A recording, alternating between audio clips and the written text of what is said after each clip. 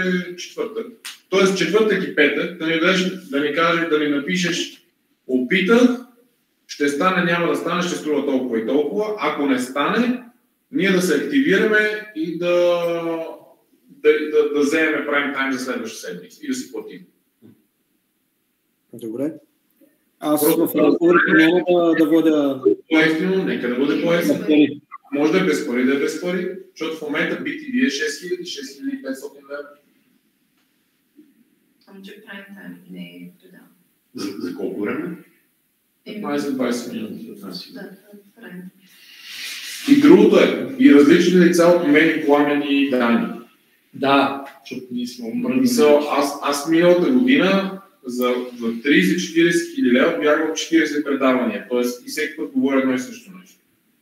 Нямам проблеми да говоря, но тотално аз не съм човек, който търси публичност и известност и това не ме храни. Който може да говори, когато темата не е чак толкова сложна за говорене, защото всеки е потърпеч, всеки е минал през няколко дела, всеки знае за пострадалите, всички ние може да говорим за това нещо. Всеки знае какво е оборима презумпция. Аз мога да се включа.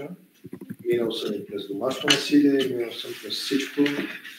Включително ми излезе вчера решение от окръжен съд Варна, който ограничава контактите ми с детето, докато сме живи, поне до 18-та ни годишнина, на територията на община Варна. Много интересно решение. Аз искам да попитам Карло и Пламен в тая връзка, защото и аз съм със същото решение.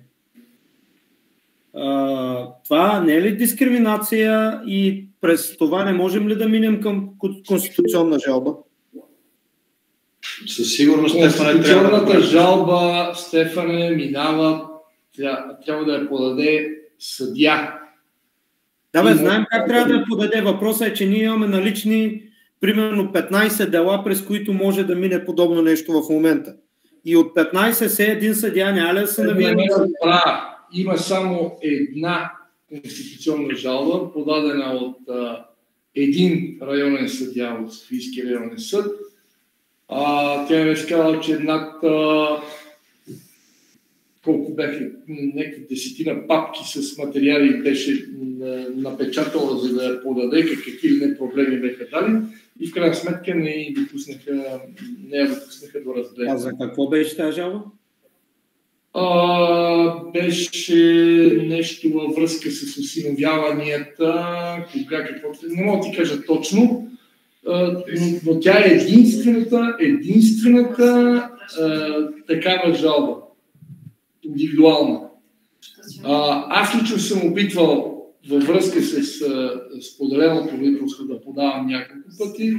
Просто реакцията на всеки съдия е усмивка и казва, няма да я подам. Просто не им се занимава, няма да го направят. Може да има някъде да ни гледат, чуят съдия, който би направил такова нещо, но за сега няма. Ама ако не опитваме, няма как да разберем дали ще стане. Слави ще ви Добре, благодаря ти.